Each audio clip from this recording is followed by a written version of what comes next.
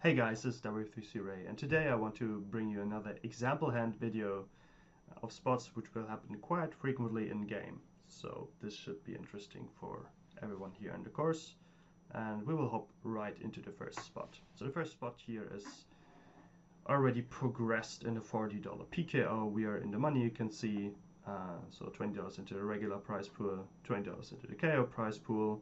Starting stake in this tournament was 40,000. And starting bounty was obviously what you show on the table, $10. So you can win $10, but the total bounty is $20. And you can see here in the big blind, the guy has $42.5 to win, so he has a total bounty of $85. So he has a little bit over 4 start bounties, and the hijack here has a little bit over 6 start bounties. So quite a lot of bounties to play for. Hijack does open. We decide on the button with our pocket fives to call, and the big blind then after the small blind, which is quite short. You can see here he has only 6 big blinds. The small blind does fold, the big blind rips, hijack folds. Question is what we can call here. First question, and second question is how does the overall strategy look like? Because the small blind is so short, we will adjust a little bit here on the button. Alright, so we will hop into the simulation result now, and this is the hijack opening range, so nothing out of the ordinary. It looks quite normal. And our button strategy is now split into calling and more or less only rejamming, because we will cover every player behind. So small blind has 7 big blinds, big blind has 24 big blinds approximately, and hijack has 21 big blinds. So we will have a call or rip only strategy here.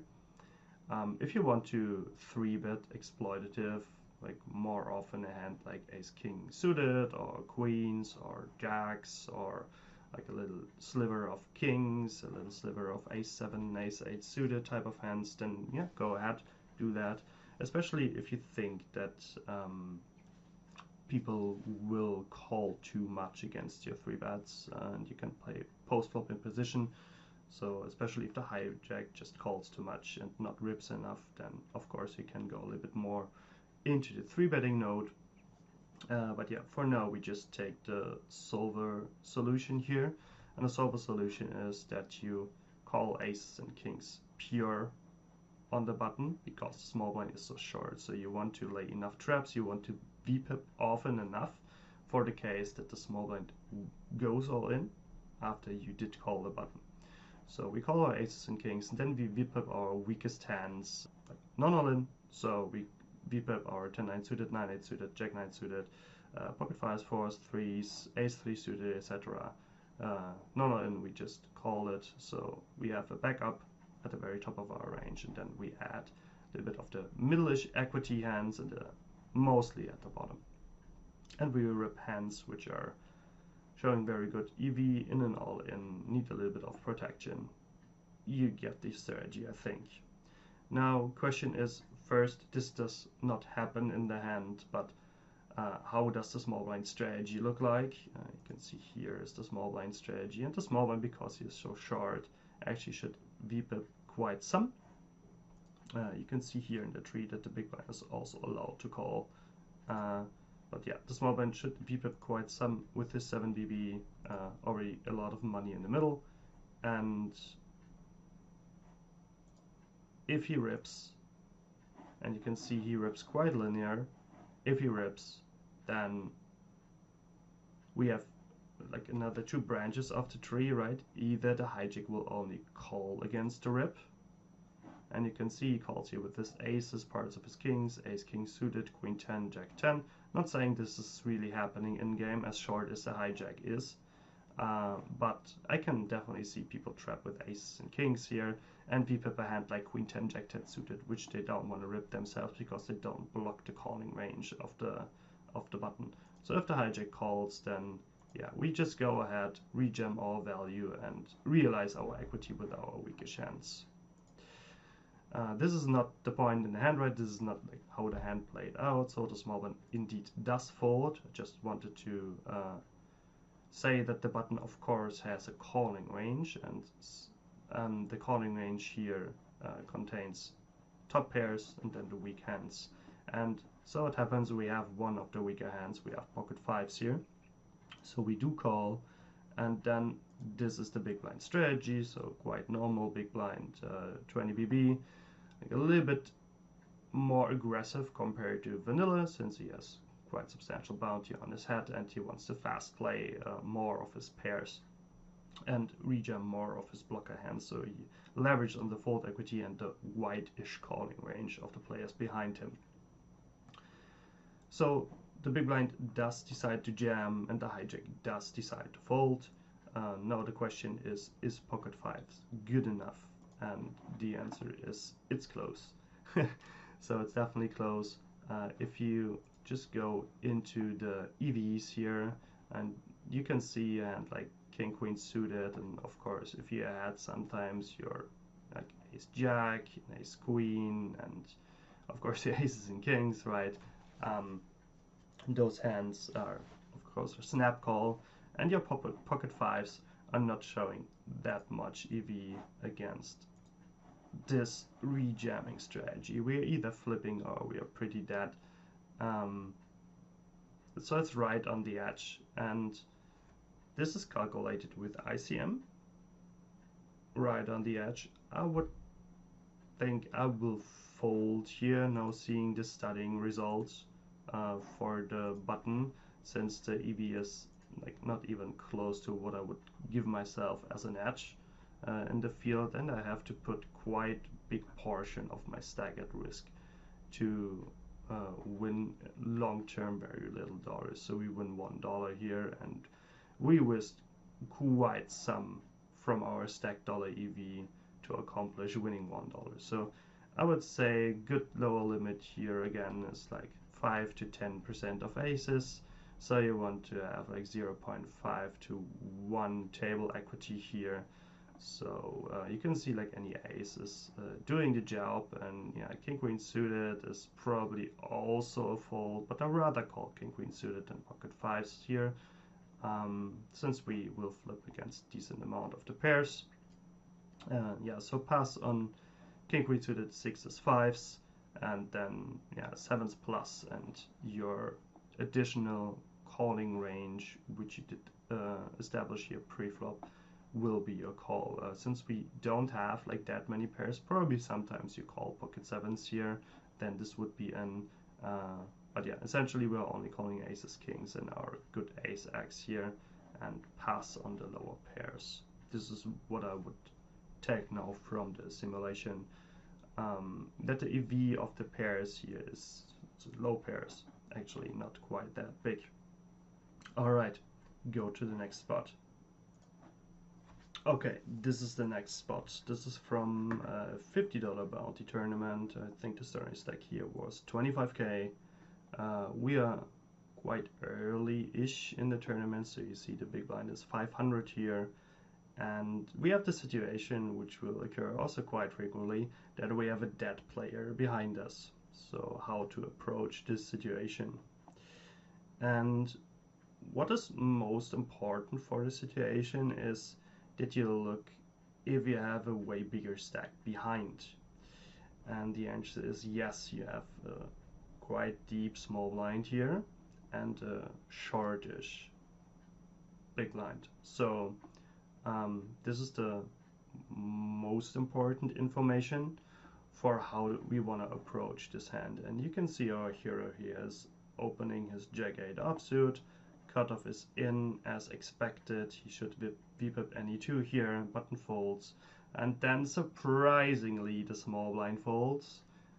Big blind does rip, and we have the question if we want to call here or not.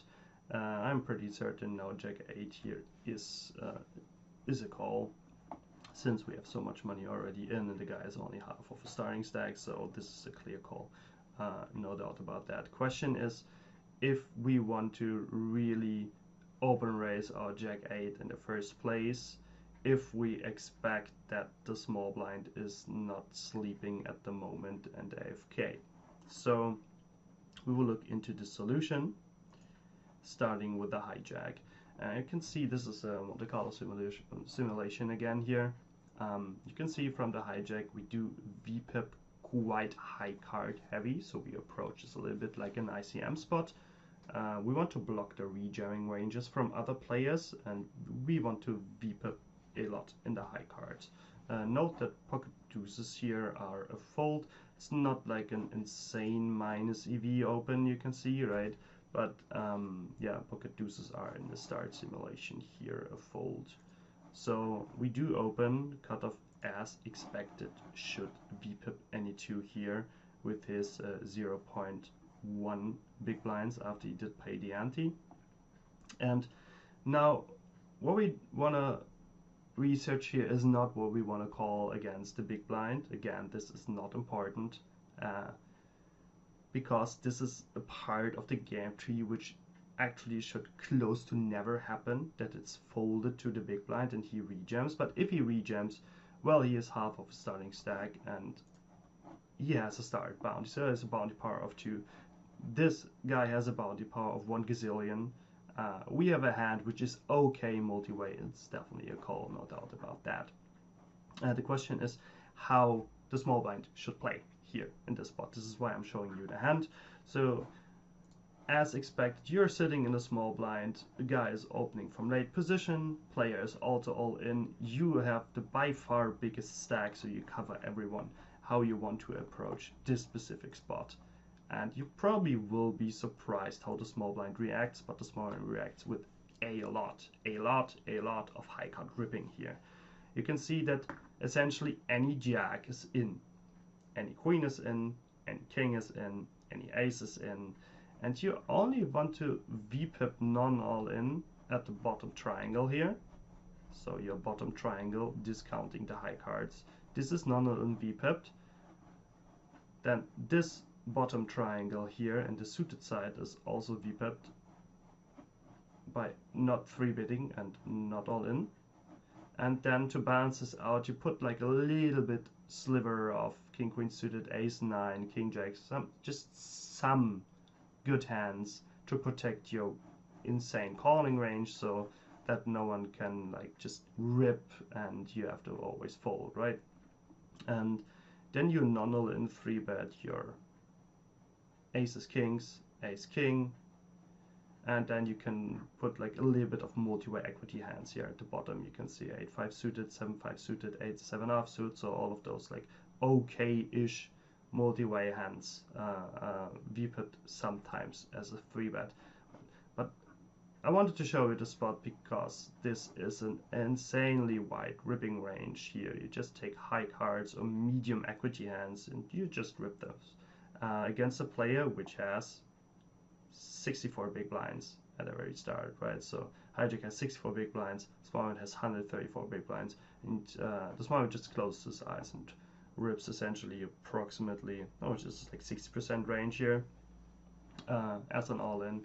And I found this quite impressive as a strategy, that the small blind leverages so hard on not only the expectation. You can see the hijack here opens actually pretty wide with 36%, but like the solver leverages really on the two like very wide hijack open raising range, and if you go into the ripping range here that folds, and you can see the hijack can only call 7% from his 36% range because the price is not as hot for the hijack to call. So small blind really leverages here on the dead cutoff guy, which VPIPs any two, and rips a lot of blocker high cards to generate enough fold equity against the hijack open raising range.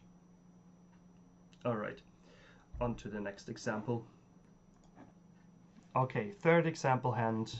This is from Bounty Builder 109 on PokerStars, so starting stake is 5k, and in this particular hand the hijack here rips his approximately 25% of a starting stack, so he has 1200 and approximately 50 chips, okay, and we're sitting on a button. We did already double, and we do cover both blinds. Both blinds are quite deep, so this guy has approximately 50 bigs and this guy has approximately 40 bigs. So they have quite some chips behind, And the question is, how does this button strategy here looks like? And I did a video on blinds against late position short stack all in, where the bounty power was quite high. And I want to show you that the solutions which we did derive there and the strategies which we did derive there are also fitting the button strategy here. So let's hop into the solution. We go into the hijack open node. So the hijack opens here 23.1% as a rip. You can see he's not open raising anything. He's only going all in or folding.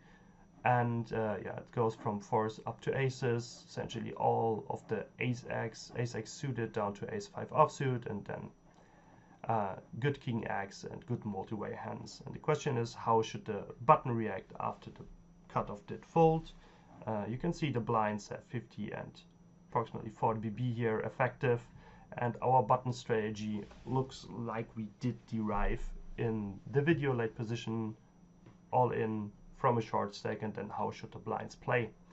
And we had there the example where the small blind had 75 big blinds and the big blind had 50 big blinds, and small blind did rip a lot, and did only VPIP as a call, like a sliver of combos, and this is also the case here. So the button only puts aces into his calling range and then VPIPs from his lower end hands a little bit non-all in, but most of the hands he VPIPs are played all in. Now we can also look into what happens if the blinds are overfolding. So button jams, and then you can see the blinds should actually call quite a lot. So a small blind should call off for 50 big blinds effective and like pocket 5, so ace 8 suited. And if the small blind does fold, the big blind should also call quite a lot, approximately 18% of range should call for his 40 bigs here hand, like king jack, ace 8 offsuit, ace 6 suited, etc., etc. And I would estimate that this is not happening in game, so we go into overfolding node, and this strategy changes quite significantly. So what you can see now is that the button goes into, again, a calling and all-in mixed strategy, approximately 50-50 of the combos which you want to VPIP. And you can see that we are now going quite linearly in our good value hands. So we call all down to pocket tens, and then we add our suited range here. And of course, again, the crap combos here at the bottom. And the all-in rips are now coming from our medium equity hands, like we had before. We are jamming our medium equity hands, which have either okay equity of cold, hand like pocket 8s, pocket 7s, or have blockers, like ace 8, ace 7, king 7 suited type of hands. And I just want to show you how I did fix the blinds here.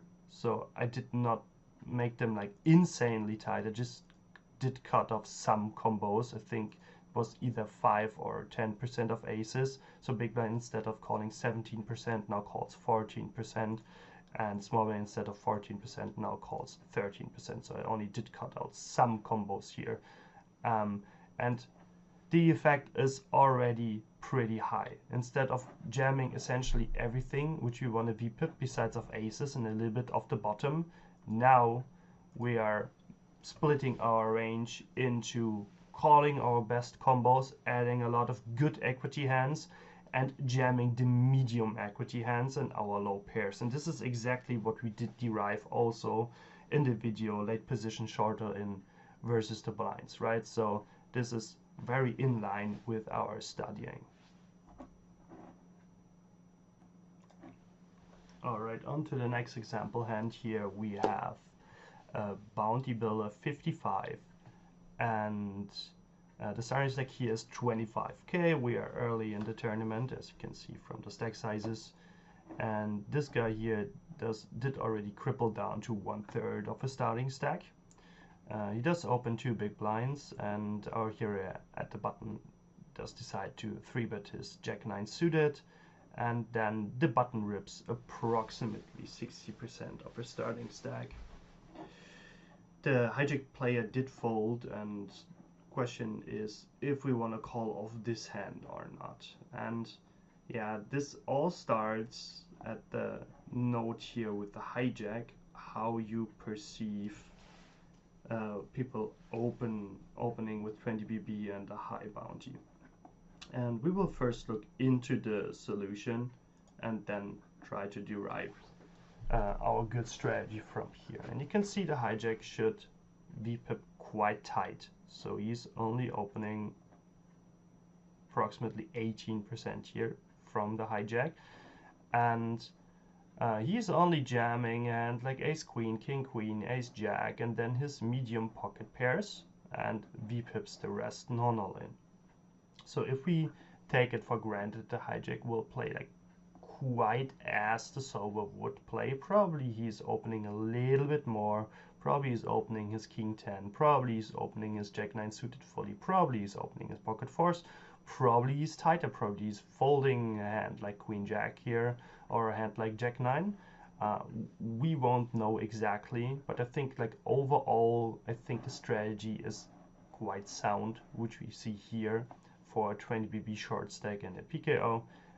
So he raises, and from the get-go we can see that we want to split our range here, of course, into 3 betting and calling, and our jack 9 suited here is a clear call. So if you compare the EVs of calling against 3 betting against ripping, right, you can see ripping is burning because there is another deep player in the big blind and the small blind, so ripping is obviously out of the question. But the equity difference between calling and 3-betting is quite significant, so only 0.03 plus if you 3-bet 0.17 dollars call. So this is a clear call here pre-flop, not a 3-bet. You want to 3-bet a little bit better hands, and like either the hand has blockers and like ace 10 and like ace 7 suited, or you just want to have more equity. King 10 suited, queen jack suited type of hands. Jack 9 is just too gap, does not the trick. We have 3 uncapped ranges behind, so jack 9 is not a 3-bet here, but we want to continue the hand and just go with our 3-betting range, what the solver would 3-bet here, so our like good part of the range, and then a little bit of bluffs here at the bottom. So we do 3-bet here, and now what is the button supposed to rip? The button has quite some chips, so the button has approximately, what is 38 big blinds or so? 37 big blinds. And for 37 big blinds, although the button does expect that the cutoff player might 3-bet quite wide, which he does, and the hijack player will have some raise folds, which he has, the button is still obviously like very tight in this 4-bet ripping range. Not as tight as he would be in the vanilla tournament, but he is still tight. So he VPIPs essentially 8s and ace queen plus, and that's a very strong range. So button rips. You can see the hijack player here is only calling his good hands and is folding the rest, and so do we on the cutoff. So against the button rip here, we call our good pairs and our good equity hands, and we fold a hand like ace jack, we fold a hand like ace 9 suited, and it's completely out of the question if we had a hand like jack 9 suited, then it's minus 1.7. We can also go into the equity here, so a hand like jack 9 suited is not doing the trick. It's not good enough if we would have 3-bet this kind of combo and then face the very linear good rejamming range. It's not showing enough equity to call off for approximately 60% of starting stack and 1 start bounty. So this would be not a 3-bet pre.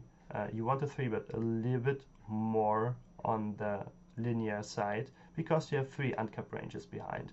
And this is what I wanted to show you. Not only the hijack strategy, that the hijack not jams as much, he has a tight opening range, and because of he has a tight opening range, he wants to VPIP most of the hands non-all, and it's like in an ICM scenario, right? Why you wanna rip like a lot of your hands if you VPIP anyway a good range? You want to go post flop. You want to have those free bets from other players. You want to like play your very good range, and don't want to create as much fold equity, right? This is what the hijack strategy here shows, and we have to respect that. In the cutoff, yes, we do 3-bet quite some hands, way more than we would do in vanilla, but we respect that the hijack is quite tight in his open raising range, and we respect that we have 3 uncapped ranges behind, so we cannot go fully bananas. And against the button rip, which is for approximately 40 bigs, you can expect that the players will have at least this range. Probably they are even tighter, and against an even tighter range you have to fold even more, right? So Jack 9 suited is completely out of the question here. It's a clear fold. All right, last example hand here. This is again from a $55 PKO, 25k starting stack, and we open from middle position our ace-9 suited here. We get a button flat from a player which covers us, and the player in the big blind, which has approximately 1/3 of a starting stack, so the starting stack here was 25k, he has a little bit under a third of a starting stacks, decides to rip here, and the question is, how do we want to proceed? Not only that, but also how does the strategy in the big blind looks like, because it looks a little bit different compared to vanilla. So because the big blind player is short, we want to VPIP a little bit more here in the hijack. Coming from the solution, this is your open raising range.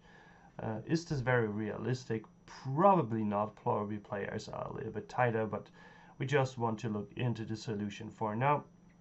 So middle position player is open raising. I did fix it to run the node a little bit more smooth, right? Middle position is open raising here with his 60 bigs, and then the button does call or 3-bet. You can see the button is highly incentivized here to not 3-bet as much. He wants to VPIP a wide combination of combos here. So the big blind gets also involved by non-all in VPIPing, and then the button wants to play post flop with those two players with a short big blind, which has obviously like a significant bounty compared to his stack size on his head. So button is not 3-betting that much. Button goes into the calling node here, and then you can see that the big blind here has a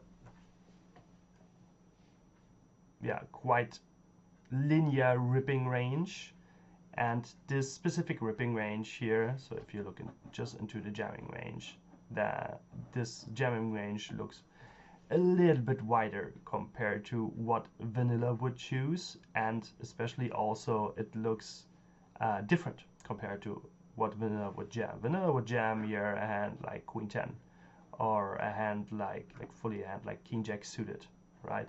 So vanilla would not rip in this part here, and vanilla would not rip in this part here. Vanilla rips quite forward in the pairs, and not so much in the ace-x hands.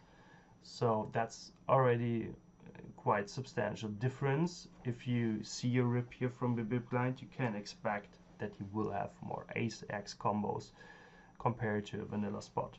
So if the big blind now 3-bets, what we are supposed to call off here, and probably not call off, but rip ourselves, because we are not that deep, right? So you can see we are not folding much because the bounty power is so high, and the button calling range is so wide. So the button in the first place is supposed to call a lot because the big blind is so short, and now the button is supposed to fold a lot because his calling range was so wide, right? So we rip here essentially most of our range. Like, how much do we lose here? 19. So we lose approximately 7% from our open raising range here. So, or to put it in relative percentages, we fold like 25% of our combos, and we essentially rip the rest. Don't overcomplicate it. Of course, sometimes you want to call your pocket aces and pocket kings, and sometimes you want to then fill it up with a hand like Jack 9, 10, 9. That's fine. It's also quite of a theme that those hands in particular are often enough just to call. But yeah, to make it simple, we rip here approximately 75% of all combos which we did decide to open.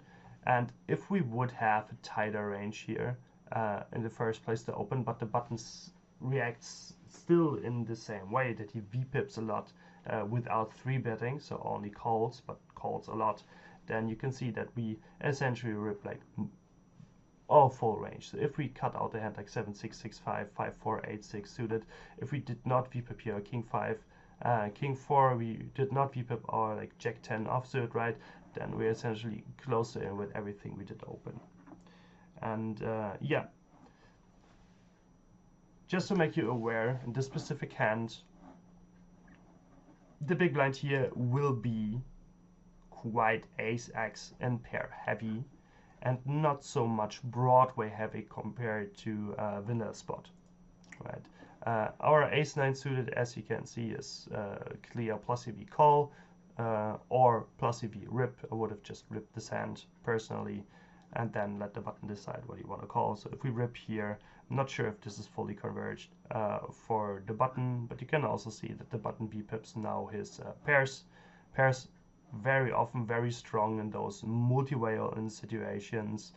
I think I stressed this already in a couple of simulation videos, that the EV from the pairs in the multi-whale-in come mostly from the cases where you hit a set with your pocket fours and then scoop the entire enchilada and win both bounties, right? So this is why pairs have such a high EV in the multi-whale and in the PKO. Not only that you win the stack, then cover more players, have a bigger share on the bounty prize pool, but you also win obviously the bounty of the 2 players. That's why pairs are always showing a good EV compared to like high card hands, right? So a hand like pocket 5 is better than a hand like ace 10, or it's better than a hand like ace 9 suited. Just because if the hand wins, then it really prints. Okay, and of course this is average over all times where you don't hit a set, and then yeah, sometimes you hit a set and you win. Of course, this is how the number is calculated here in the end. So button folds here from 42% V-pipping range, close to 60%. So it's also quite a chunk which he folds here. And yeah, MP just jams everything which he did V-pip essentially if he has a normal open raising range, and if you did already adjust and go a little bit wider, then of course, yeah, you have to fold your bottom combos, especially the combos which are not blocking the button calling range here. Alright, that should be it for today. For example hands, quite frequent spots. Hope you did enjoy it. Wish you good luck at the tables, guys, and bye bye.